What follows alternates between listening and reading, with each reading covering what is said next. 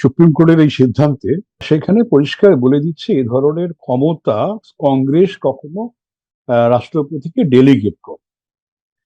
রাষ্ট্রপতি মানে ট্রাম্প তিনি সারা বিশ্বকে কন্ট্রোল করতে চাইছেন, অথচ নিজের দেশের সংবিধান, সেই সংবিধানের প্রথম ক্লজ যেটা, প্রথম আর্টিকেল যেটা অনুচ্ছেদ, সেখানে বলে দিচ্ছে আইন করার ক্ষমতা কেবল মাত্র কংগ্রেসের আছে।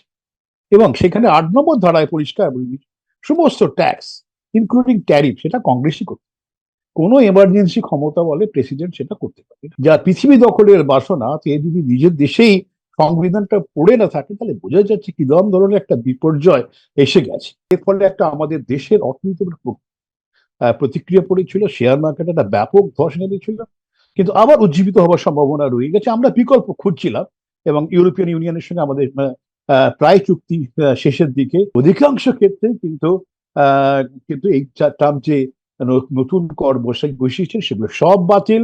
এই মুহূর্তে হচ্ছে কি যে আমাদের বাণিজ্যের উপর যে আঘাত এসেছিল এবং যার ফলে লোকাল ইন্ডিয়ান প্রোডাকশনের যে ক্ষতি হতে পারতো, সেটা কিন্তু আর এই মুহূর্তে অনেকটাই আমরা বিপদ মুক্ত হয়েছি।